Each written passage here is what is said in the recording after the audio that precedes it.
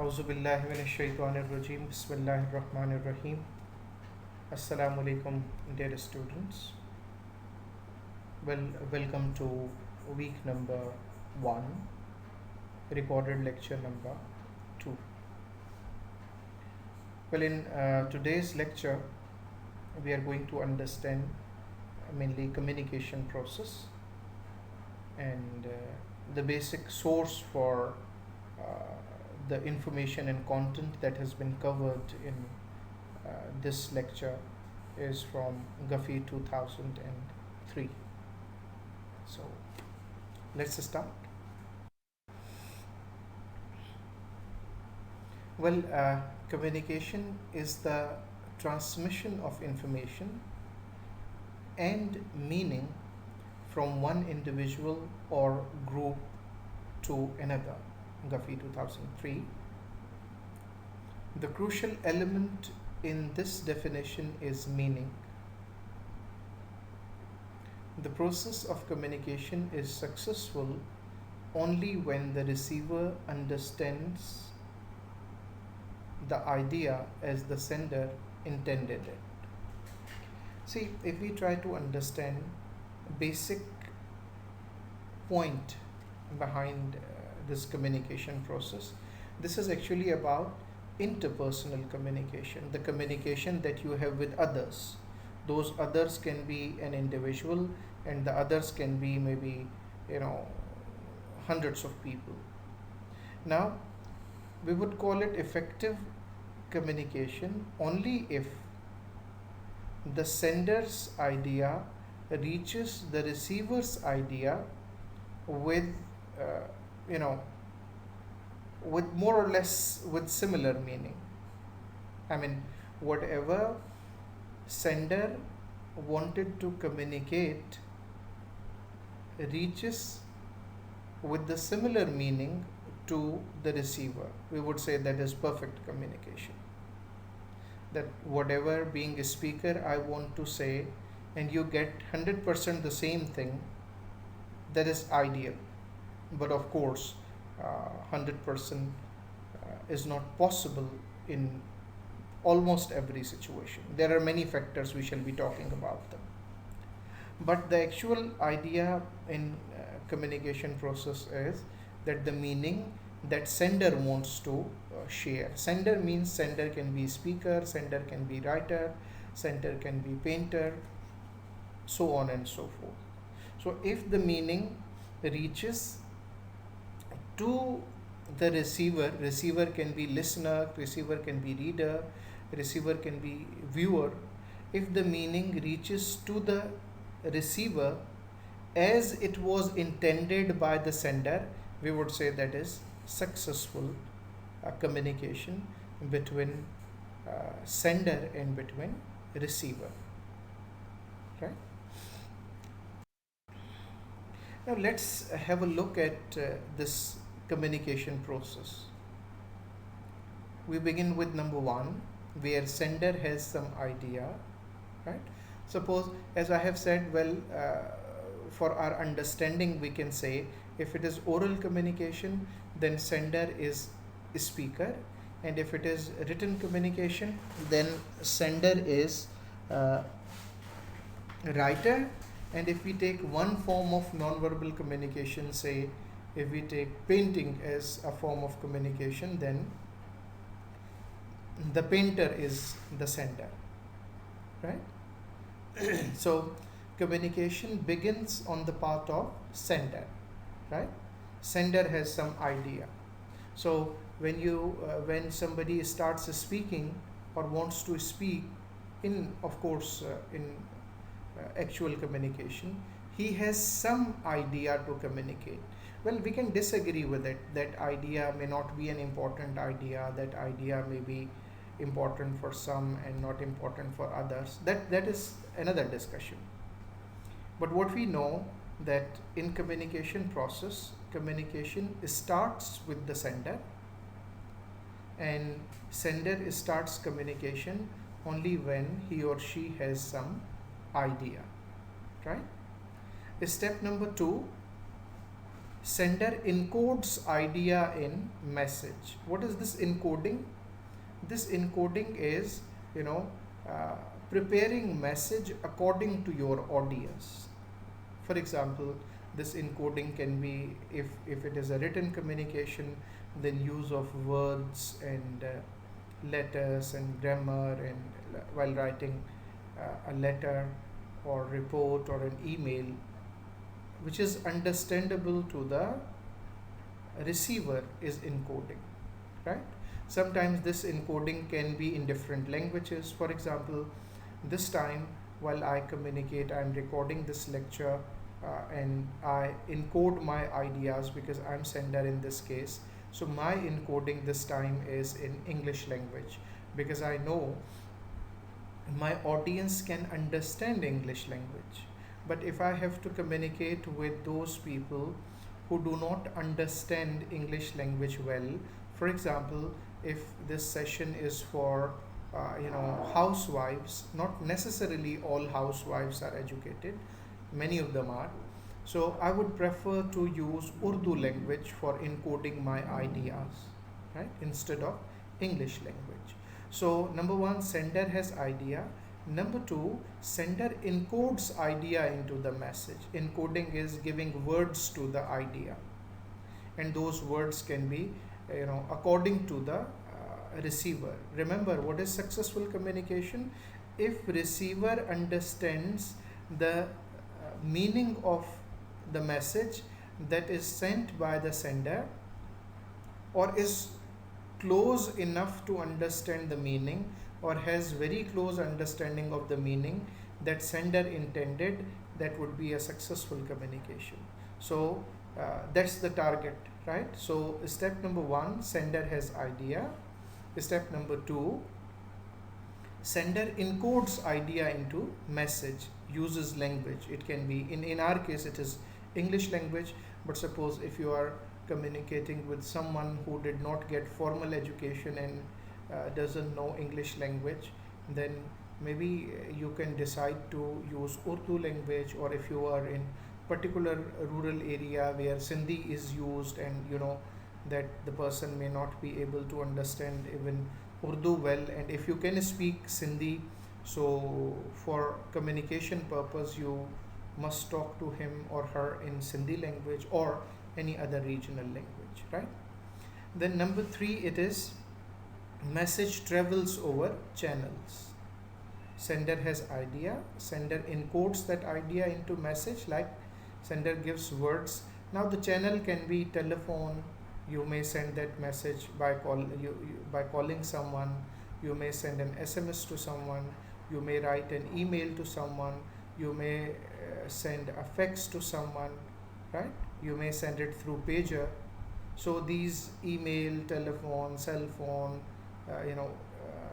fax, they are channels of communication, right? Sorry, they are the channels for message transmission, right? They are channels for message transmission. And number four, receiver decodes the message. Like when sender had an idea and sender encoded that idea, right? Similarly, when receiver is going to take it, the receiver will decode it. What is decoding? A receiver will give meaning to that message according to his or her understanding. There are many factors, like one's cultural background is important in this case, one's education is important, one's experience is educated, age group is educated, even gender matters. For example, how a same message is decoded can be different. The decoding of the same message can be different by a teenage student, it can be different by an experienced manager, it can be different by a female, it can be different by a male, it can be different by someone who is from Pakistan on the basis of cultural background, and it can be different, the encoding can be different by someone who is from Canada or UK or USA on the basis of their cultural background. So this is step number four, receiver decodes the messages, like While encoding, sender use different words and understanding. Similarly, number 4, receiver is going to uh, you know decode it according to his or her uh, culture, background, knowledge, experience, age group, in even in some cases gender. So this is step number 4. Now after decoding that message, receiver gives feedback to uh, the sender, and that is step number 5. If you can see at the top, the feedback travels to sender. Now this feedback that receiver is going to give, it can be written feedback like you submit at the end of the course. It can also be non-verbal feedback. For example, in physical classes, while students are in the session, now the way they sit, the way they communicate, the way they show their interest level, their posture, gesture, appearance, eye contact, facial expression, they all actually give feedback to the teacher whether they are enjoying the lecture, or they are getting the points, or it's difficult, or this is non-verbal feedback. So feedback can be both verbal and non-verbal, right? Then this feedback travels back to the sender, and then there is this dotted line that shows possible additional feedback to receiver, right? This can be that after this, when the sender receives feedback from the receiver, then the sender may give some additional feedback to the receiver, right? But this is possible, not necessary. So this is what we say communication process. And the more cycles of communication sender and receiver have, the better understanding and comprehension they have, right? They start understanding each other better. The receiver starts decoding, the better you know a person, the better you can decode him or her. So the more cycles of communication they have, the better understanding they have. For example, you can understand your close friend very well as compared to a stranger, because you know many things about your close friend, and you can easily decode his message or her message, right? Similarly, someone coming from a different culture, it's more difficult to understand his or her message as compared to someone who comes from your own culture or context.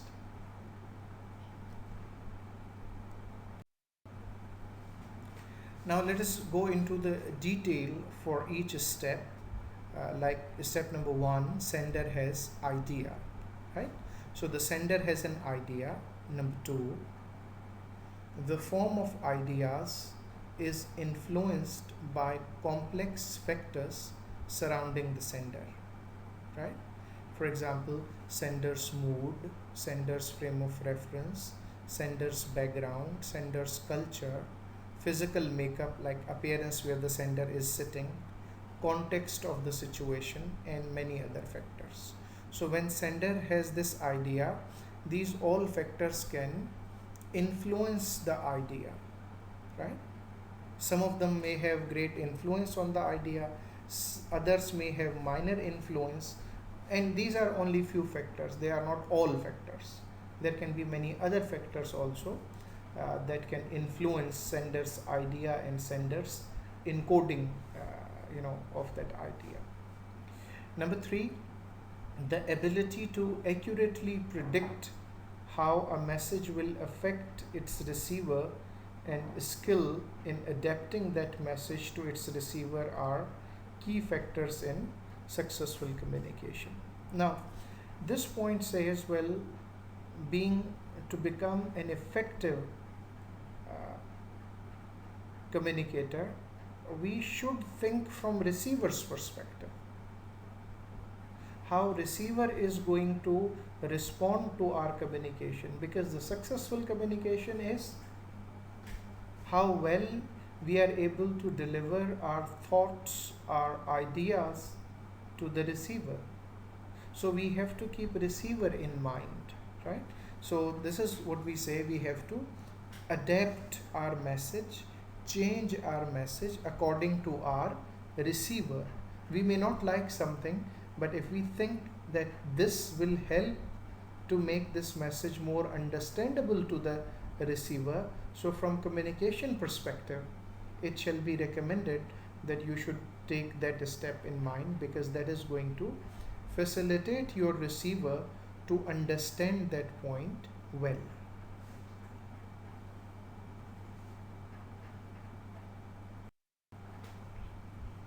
Now this is step number 2. Sender encodes idea in message. Let's see.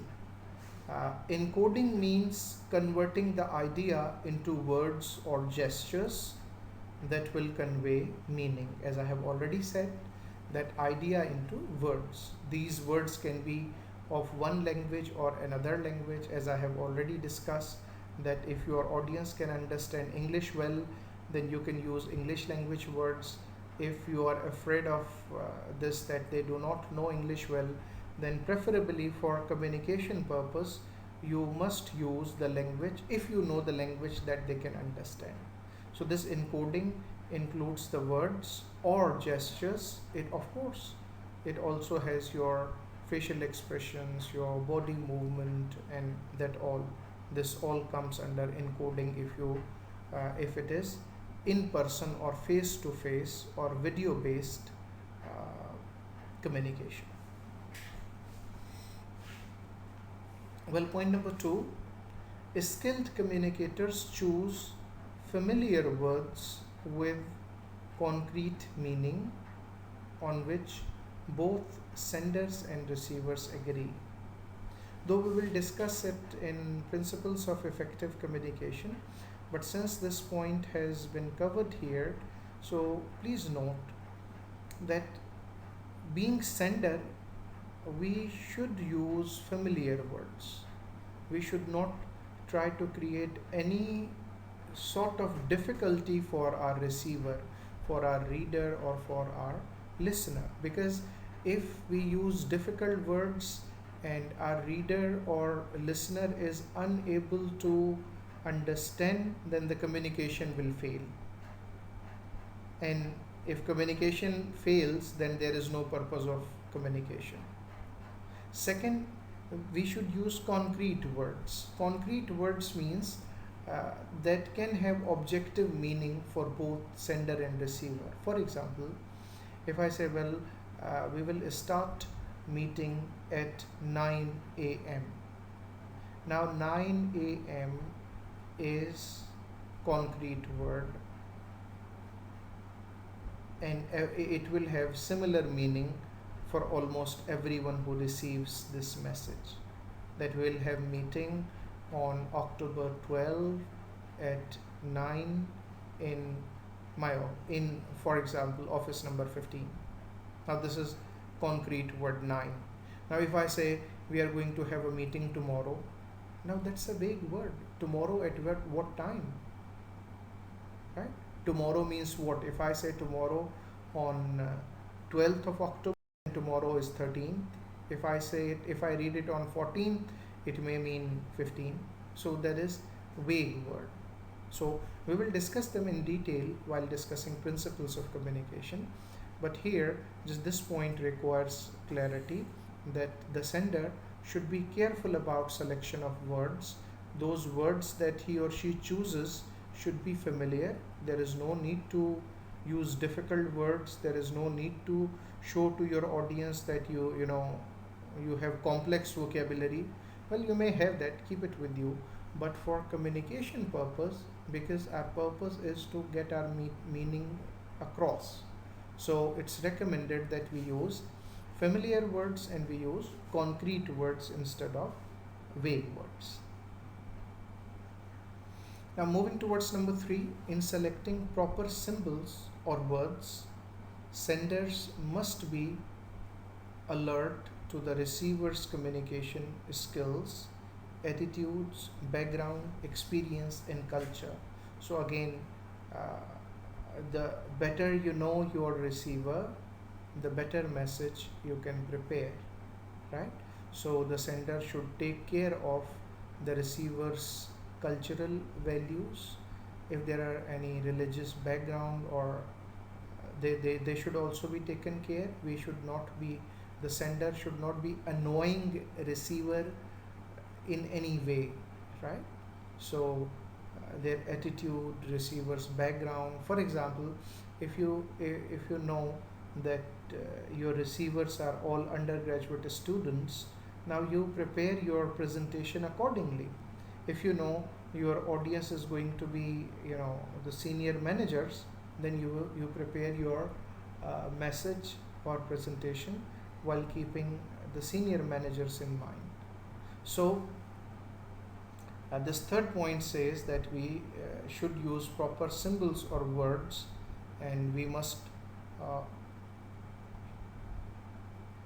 consider receiver while preparing our message, both written and oral. Well, step number three of this communication process: message travels over channel. Well, channel is the physical medium for message transmission. Messages may be delivered by computer, telephone, cell phone, letter, memorandum, that is also known as memo short form, report, announcement, picture, spoken word, fax, pager, web page, or through some other channel, right? So these are channel that can be used to transmit the message, right? Well, communication channels deliver both verbal and non-verbal messages, right? We deliver both verbal and non-verbal. Senders must choose the channel and shape that the message carefully. So we cannot call somebody in every situation. For example, if you want to request for a job interview, and you cannot just call the CEO on his phone, and you can say, well, I want to have a job interview. For that particular situation, that is not appropriate channel. The appropriate channel would be that you can submit a CV and job letter, and in that you can request for the interview. So this channel can vary. On the other hand, if you are head of the department and if you want to call an urgent meeting, and so instead of writing email to everyone, because that's urgent, you can just call them on their extension or on their cell phones, and you can request them for some time for that immediate urgent meeting. So the channel should also be selected and decided wisely. All channels are not effective for all types of situation. So the sender of the message should also be very careful in selecting channels through which he or she is going for that communication.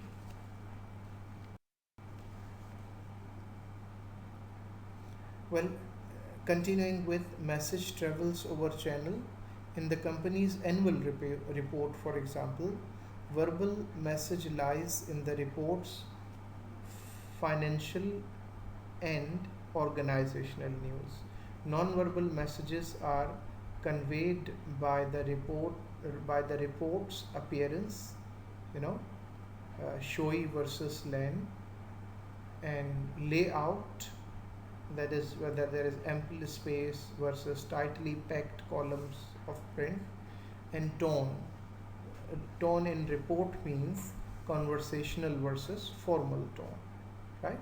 So preferably one should not keep conversational tone in one's official report or annual report for the company. Well, anything that interrupts the transmission of a message in the communication process is called noise, right? Please, it's not noise in simple words.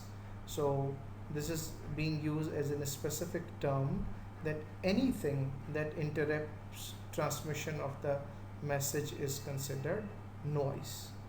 So channel noise includes static and disrupts a telephonic conversation. If there is something, disruption in the telephone line, or the respondent does not give proper response as a static, that can be one noise. It can be typographical and spelling errors in a letter or email, that is also considered noise in particular communicative context that we are discussing now. Improper medium like rejection news through a postcard, that is not appropriate at all, so that will also come under noise, and such errors damage the credibility of the sender. So again, sender has to be very careful while deciding on the channel through which the message should be communicated. It should be appropriate according to the occasion, and so on and so forth. Okay, so let's move towards step number 4 in the communication process. That is, receiver decodes message. The person or persons for whom the message is intended is or are receiver or receivers. For example, if that is oral communication, then listeners or listener are receivers. If it is a written communication, a reader or the readers are receivers. If it is a painting, then viewers are receivers, right? So the person for whom message is intended are receivers. Second, translating the message into its symbol form is decoding, right? As we saw that the receiver decodes the message, right? Whatever the message reaches the receiver, that can be oral message or written message or a non-verbal message, actually a receiver decodes it, so that the process of assigning a symbol or meaning according to the receiver is decoding process. Of course, that decoding can vary from one receiver to another, again based on their experience, education, age group, cultural values, and so many other things. So point number 3, only when the receiver understands the meaning intended by the sender, that is successfully decodes the message, does communication take place. So this point is being repeated. We have discussed that only when receiver gets the similar meaning that was intended by the sender, similar, I won't say 100%, that's pretty difficult, but closer to 100%, let's say, the closer it is to the sender's understanding, the more successful communication it is. So when the receiver decodes message as intended by the sender, that is called that actual communication has taken place. Now if that decoding is the closer the decoding is, the better the communication is, and the farther the decoding is, the weaker the communication is, right? So however, it is difficult to achieve complete message because no two people share the same life experiences, and because many barriers can disrupt the process. So we will discuss these barriers of communication in the next lecture, inshallah.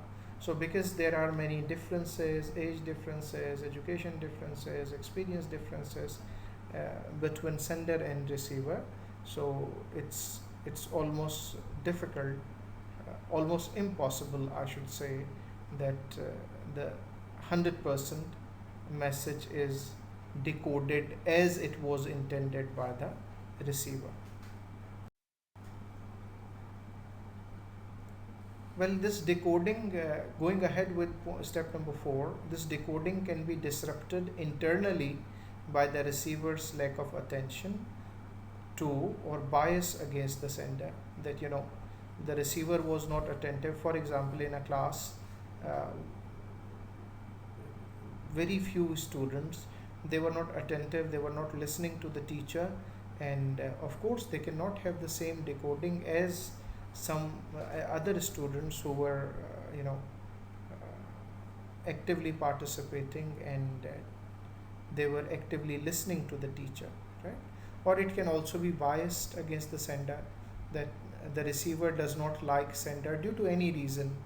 So again, that decoding will be weak. Well, it can be disrupted externally by loud sound or illegible words. Yes, that there was some disrupting sound like an auto rickshaw sound or dragging something, or some other sound that the receiver could not hear it well, so that is again a problem. Decoding can also be sidetracked by semantic obstacles such as misunderstood words or emotional reaction to certain terms. Like, for example, the sender did not use concrete words, did not use familiar words, and they were not understood well or correctly by the receiver, so that different understanding of the words can also you know create problems in decoding, right? And a memo that refers to all the women in an it's an example, a memo that refers to all the women in an office as girls, for example, may disturb the receivers so much that they fail to comprehend the total message. For example, many women who are married, uh, they may consider that this memo is not for them, this is only for the girls. So whereas it was intended by for the all people, but the person who wrote that memo made this mistake and used this vague term, uh, girls. Maybe a more concrete terms could have been, all staff members, or all female staff members, so that female would cover both girls and elderly and all. Now, step number 5, feedback. Feedback travels to sender. Well, the verbal and non-verbal responses of the receiver create feedback, right? Once the message is uh, decoded by the receiver, then the receiver either gives some explicit feedback in writing or in speaking, or it can be non-verbal, as I have already said, that in a physical class, or if you are giving a presentation and you in front of an audience and you can see them, so maybe their posture, their gesture, their facial expression, and this all will communicate whether they are taking interest in your presentation or session or not, right? So point number 2, feedback helps the sender know that the message was received and understood. Number 3, senders can encourage feedback by asking questions such as, am I making myself clear? Is there anything that you do not understand, etc.? So the sender, if you are a presenter and if you are interacting live with the audience, you can ask these or similar question. Could I make myself clear? Is there any confusion? Please feel free to ask anything. May I hear from you? There can be many other ways to motivate audience to give you feedback. Well, the last point on this slide, the best feedback is descriptive rather than evaluative. We have an example of descriptive feedback. I understand you want to launch a used golf ball business. This is descriptive, right? And acceptable. On the other hand, your business ideas are always weird. Now, this is evaluative. You are judging somebody, and this feedback may not be taken well by the receiver. Okay, well, thank you very much. And that's it for today's lecture. Once again, please note down your questions or feedback or explanation if you need any, and please feel free to ask them in our next live session. And take care. Thank you.